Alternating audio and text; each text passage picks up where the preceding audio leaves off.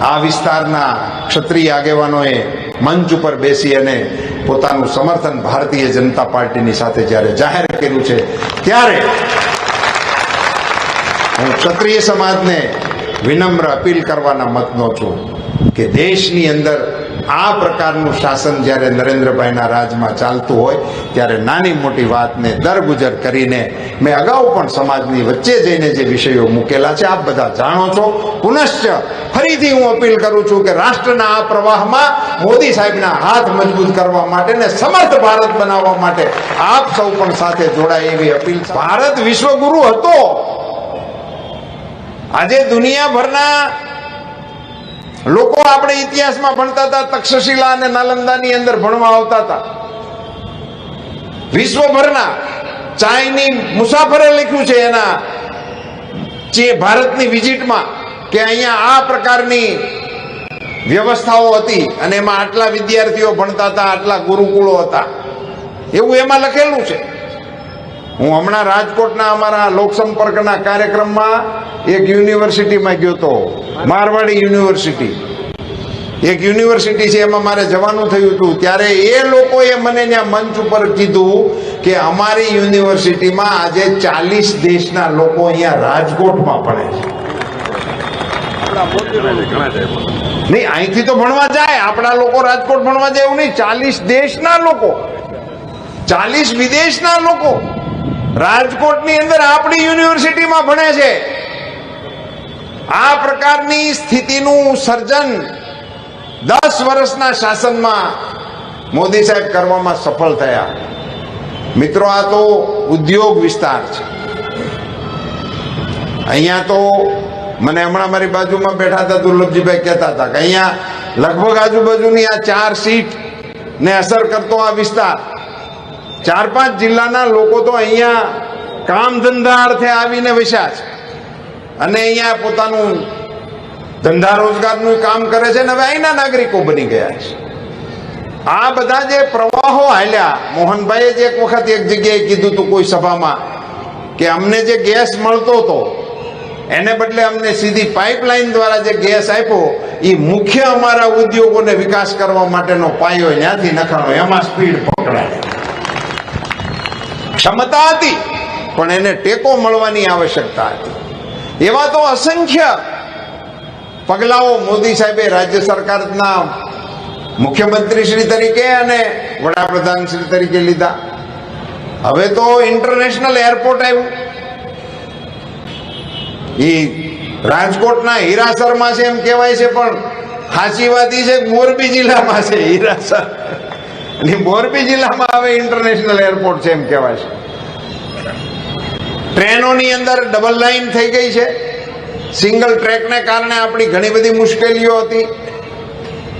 Digital connectivity, બ્રોડબેન્ડની connectivity, આ બધી જ કનેક્ટિવિટીઓને કારણે અને અહીંથી આપણો સમુદ્ર કિનારો નજીક હોવાને કારણે આ ક્ષેત્રને મોટા મેન્યુફેક્ચરિંગ હબ તરીકે વિકસાવવા માટેની કલ્પના મોદી સાહેબના મનમાં અહીંયા જે દિવસે મને એમ લાગે છે કે સેવા સદનના ઉદ્ઘાટનમાં આવ્યા હતા મોદી સાહેબ, જૂના સેવા સદનના ઉદ્ઘાટનમાં, તે દિવસની એમની જો સ્પીચ કોઈને યાદ હોય તો એ વખતે એમના મનમાં એવું હતું કે આ વિસ્તારને આપણે વિકાસના હબ તરીકે વિકસિત કરવા માટેનો પ્રયાસ કરવાનું એમણે કર્યું હતું. ત્યારથી શરૂ કરીને આજ સુધી દેશના અનેક પ્રવાહોને બદલ્યા. કાલે મેં વાંકાનેરની સભામાં એક સરપંચને ઊભા કર્યા હતા અને પૂછ્યું હતું કે તમારા ગામમાં ભારત સરકારના કેટલા રૂપિયા આવ્યા. એ તો હું આપની જાણ માટે આવા બધા પ્રશ્નો અને આવા વિષયો ઉઠાવું છું, એટલા માટે કે ભારત સરકારમાંથી આપણા ગામ સુધીની અર્થવ્યવસ્થા નરેન્દ્રભાઈ મોદીએ બદલી નાખી. સરપંચોને કોઈ પણ પ્રકારની આવક નહોતી ગામડાઓમાં, કોઈ પણ પ્રકારની આવક.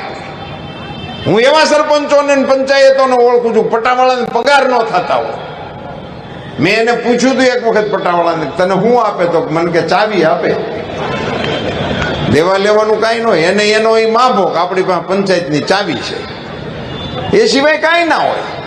એવી હાલતને ધરમૂળમાંથી બદલી નાખી અને કોઈ પણ ગામને, હિન્દુસ્તાનના તમામ ગામોને ભારત સરકારની તિજોરી સાથે જોડી દીધા. સરપંચોએ ક્યાંય અરજી કરવાની નથી, તમારી જાણ માટે. અરજી પણ નહીં, ઓટોમેટિક વસ્તીના આધાર ઉપર તમામ ગામોને કોઈ પણ જાતની કમ્પ્લેન વગર અને ક્યાંય પણ ગયા વગર ધારાસભ્ય, સંસદ સભ્ય, કલેક્ટર, ડીડીઓ, ટીડીઓ કોઈની પાસે જવાનું નહીં, જરાય લોદર તોડવાના નહીં, જીરો લોદર. આને વ્યવસ્થામાં ફેરફાર કહેવાય. ગામ હોય, પંચાયતમાં પૈસા સીધે સીધા આવે, ગામ હોય, ખેડૂતોના એકાઉન્ટમાં પૈસા સીધે સીધા આવે. અને આપણા કોઈના મગજમાં 5 વર્ષ પહેલા, 10 વર્ષ પહેલા એવું કોઈના મગજમાં હતું કે કોઈનું સ્વજન માંદું પડે અને દવાખાને એને દાખલ કર્યું હોય અને એનું બિલ ભારત સરકાર ચૂકવે, એના પૈસા સીધા દવાખાનાના એકાઉન્ટમાં આવે, એવું આપણે કોઈ વિચાર્યું હતું ક્યારે? સાથીઓ, ચૂંટણી પછી મોદી સાહેબે સંકલ્પ કર્યો છે કે 70 વર્ષની ઉપરની ઉંમરના તમામને આયુષ્માન કાર્ડ આપી દેવાના છે, તમામને. એટલે એક પ્રકારે તમામ વડીલોની વૈદ્યકીય સહાયની તમામ જવાબદારી હવે પછી પરિવારની નહીં રહે, ભારત સરકારની રહેશે. એમાં જ્ઞાતિ, જાતિ, આવક કાંઈ નથી. ખાલી 70 વર્ષ, 70 વર્ષ થયા એટલે એની જવાબદારી ભારત સરકાર. આયુષ્યમાન કાર્ડની અંદર તમામ 70 વર્ષના લોકોને સમાવી લેવાનું સંકલ્પ મોદી સાહેબે આ ચૂંટણી પહેલા જાહેર કર્યો છે. કલ્પના તો કરો કેવી કેવી વ્યવસ્થાઓ મોદી સાહેબે આપણા સાધારણ માણસો માટે કરી. નાના માણસને દવાખાને જવું હોય તો એમ્બ્યુલન્સ, 108, અને માણસો માટે તો કરી, મારો વિભાગ છે એટલે મારે કહેવું જોઈએ, પશુઓ માટે પણ કરી. 108 ડાયલ કરો તો એમ્બ્યુલન્સ આવે, 1962 ડાયલ કરો તો પશુ ડોક્ટર વાળી એમ્બ્યુલન્સ આવીને પૂછે તમને શું થયું છે પગરીને, કહો.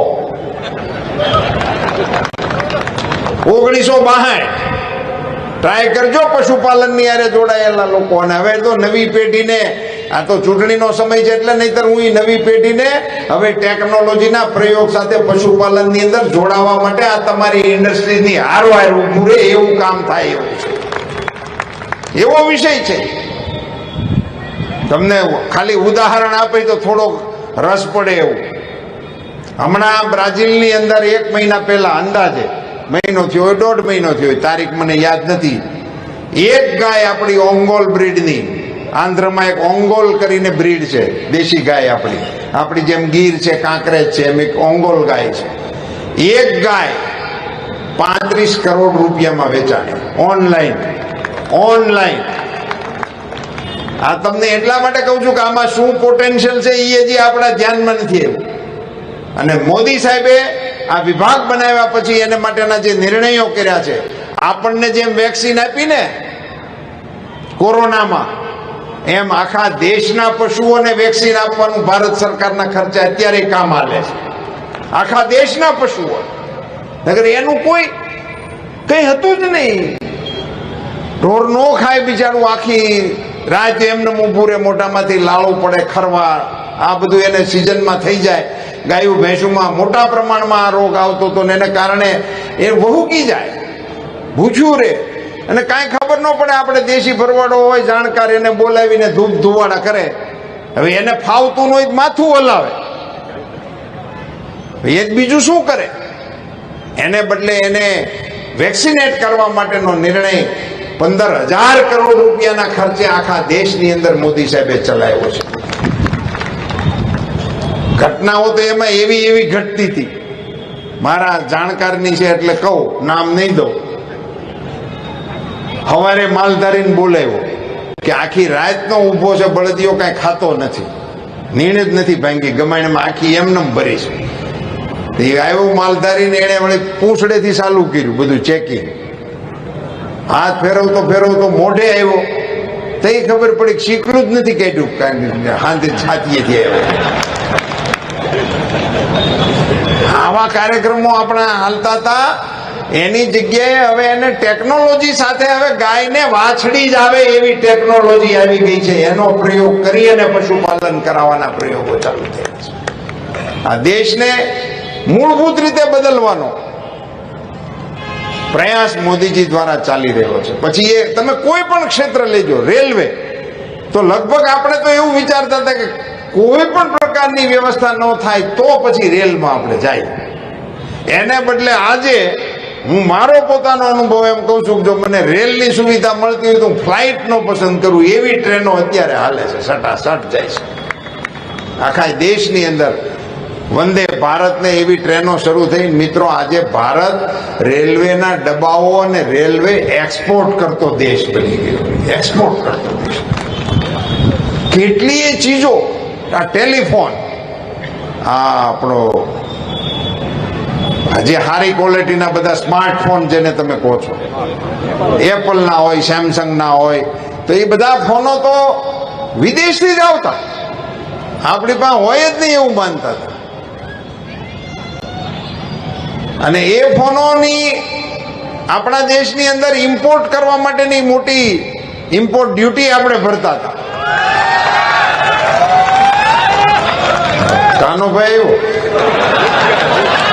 રણછોડભાઈ ભેગા લઈને આવ્યા, પધારો પધારો. તો એને બદલે તમને જાણીને આશ્ચર્ય થશે મિત્રો કે ગઈ સાલ એક વર્ષમાં $10 બિલિયન ના ફોન આપણે એક્સપોર્ટ કર્યા ભારતે. $10 બિલિયન ના. પધારો પધારો રણછોડભાઈ. કચ્છજી આવ્યા, વાહ વાહ વાહ.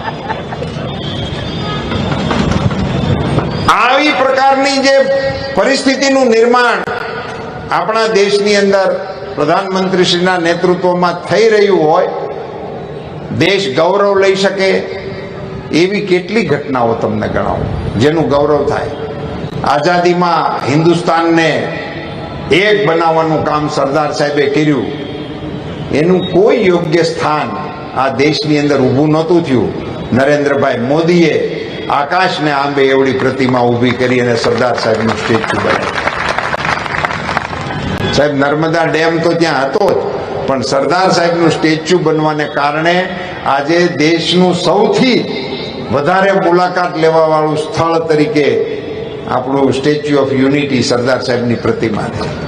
દિલ્હીની અંદર જ્યાં જ્યોર્જ પંચમની પ્રતિમા હતી, જેથી બ્રિટિશરોનો સૂરજ નહોતો આથમતો, તે દિવસે એમણે રાજપથની અંદર રાષ્ટ્રપતિ ભવનની સામેના કોરિડોરમાં જ્યોર્જ પંચમની પ્રતિમા બેહાડી હતી. મિત્રો, આ દેશના નેતા જેના નામથી આજે જુવાનો ઊભા થઈ જાય એવો નારો જેણે આપ્યો હતો, પોતાની રીતે હિન્દુસ્તાનને આઝાદ ઘોષિત કરી દીધો હતો, તુમ મુझे ખૂન દો मैं तुम्हें आजादी दूंगा, એવો નારો દેવાવાળા નેતાજી સુભાષચંદ્ર બોઝનું કોઈ યોગ્ય સન્માન કરવાનું કોઈ સરકારોને સૂઝ્યું નહોતું. જ્યાં જ્યોર્જ પંચમની પ્રતિમા હતી ત્યાં સુભાષચંદ્ર બોઝની પ્રતિમા પ્રસ્થાપિત કરવાનું કામ મોદી છે. આપણું કચ્છ, આ કચ્છથી આવ્યા એટલે મને યાદ આવ્યું, શ્યામજી કૃષ્ણ વર્મા ક્રાંતિકારીઓના ગુરુ ગણાય. લંડનની અંદર એમની સત્તા વખતે ઇન્ડિયા હાઉસની સ્થાપના કરીને ન્યા બેઠા બેઠા ભારતના સ્કોલર્સને ન્યા ભણવા માટેની સ્કોલરશીપ આપતા હતા. એના ફોર્મમાં એવું લખાવતા હતા કે તમને સ્કોલરશીપ એ શરતે મળશે કે તમે બ્રિટિશરોની નોકરી નહીં કરો, એવું લખો. એના રાજમાં ભણાવવાના, એના દેશમાં એડમિશન આપે, એને નોકરી નહીં કરવાની શરતે સ્કોલરશીપ આપતા હતા. એની દેશભક્તિની દાજ કેવી છે, તમે તો કોઈકને 2-3 જિલ્લાની હદપાર થયેલા લોકોને ઓળખતા હશો. આ શ્યામજી કૃષ્ણ વર્માને બ્રિટિશરોએ 13 દેશમાંથી હદપાર કર્યા હતા. કેવડો એ માણસને કેવી લડત આપતો હશે કલ્પના કરો. અને આ એમની જીવનની અંતિમ પળોએ એમ લાગ્યું કે હજી તો આઝાદી આવશે નહીં, હવે નહીં લાંબુ ખેંચાય, ત્યારે પોતાના ખર્ચે પોતાના અસ્થિ બેંકમાં ડિપોઝિટ કરવાનું વિલ કરીને ગયા. તો એમનું અવસાન થઈ ગયું, એમના અસ્થિ જીનીવા બેંકની અંદર ડિપોઝિટ થઈ ગયા. એમાં એવું લખતા ગયા હતા કે આઝાદ ભારતનો કોઈ નાગરિક આવે તો એને અમારા અસ્થિ આપજો. એને એના પરિવારનું નામ નહોતું લખ્યું. આઝાદ ભારતનો નાગરિક આવે તેને આપજો. હું આ સભાને પૂછવા માંગુ છું કે શ્યામજી કૃષ્ણ વર્માના અસ્થિ ક્યારે લેવા જવા જોઈએ? 16મી ઓગસ્ટે લેવા જવા જોઈએ. 15મી ઓગસ્ટ 1947 ને દિવસે દેશ આઝાદ થયો. 16મી ઓગસ્ટે દેશના કોઈ મંત્રીને મોકલી અને એના અસ્થિઓને ભારતમાં લાવવાનો પ્રયાસ કરવો જોઈએ. ભૂલી ગયા. નરેન્દ્રભાઈ મોદી ગુજરાતના મુખ્યમંત્રી બન્યા. મુખ્યમંત્રી બન્યા પછી તરત જ પોતે જીનીવા ગયા અને જીનીવાથી શ્યામજી કૃષ્ણ વર્માના અસ્થિને પોતાના ખભા ઉપર લઈને ગુજરાતની ધરતી ઉપર લાવ્યા. તમારી જાણકારી માટે કહું, મોટા ભાગે તમને બધાને તો ખબર હશે, છતાં પણ જેને ખ્યાલ ન હોય એની જાણકારી માટે, જેવું ઇન્ડિયા હાઉસ શ્યામજી કૃષ્ણ વર્માએ લંડનમાં બનાવ્યું હતું એવું જ ઇન્ડિયા હાઉસ એમની જન્મભૂમિ માંડવીની અંદર મોદી સાહેબે બનાવ્યું છે. હું તો એમ કહું છું કે નરેન્દ્રભાઈએ આઝાદીનું એક નવું તીર્થ બનાવ્યું છે. નવું તીર્થ આઝાદીના લડવૈયાઓ માટે. એનું સ્મારક માંડવીમાં સમુદ્ર કિનારે ગરિમાપૂર્ણ રીતે બનાવ્યું છે. મિત્રો, હું આપને પૂછું કે શ્યામજી કૃષ્ણ વર્માજીનું ઇન્ડિયા હાઉસ માંડવીની અંદર નરેન્દ્રભાઈ મોદી ન હોય તો થવાની સંભાવના ખરી? સુભાષચંદ્ર બોઝની પ્રતિમા દિલ્હીના રાજપથ ઉપર પ્રસ્થાપિત થવાની કોઈ સંભાવના ખરી?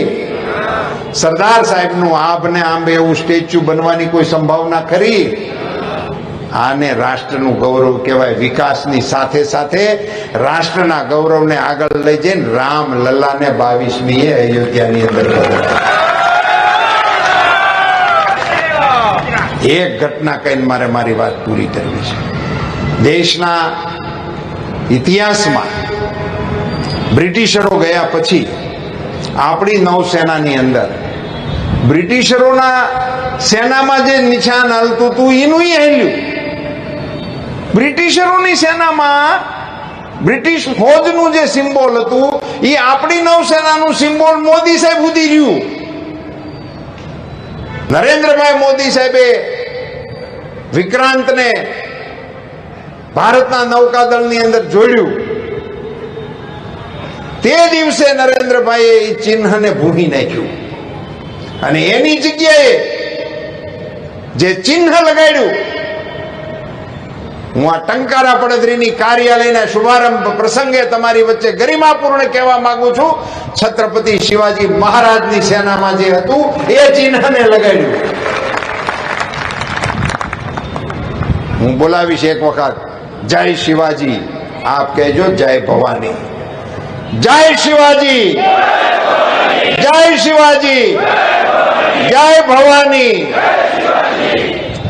કલ્પના તો કરો, આઝાદીના 75 વર્ષ પછી આ રાષ્ટ્રની ગરિમાને આ રીતે પ્રસ્થાપિત કરવાનું કામ જ્યારે દેશના વડાપ્રધાન કરી રહ્યા હોય ત્યારે મારે આપ સૌની વચ્ચે આજે અમારા રાજ્યસભાના સાંસદ અને વાંકાનેર સ્ટેટ કેસરી દેવસિંહજીએ આપને ઘણી બધી વિગતોની સાથે અપીલ કરી.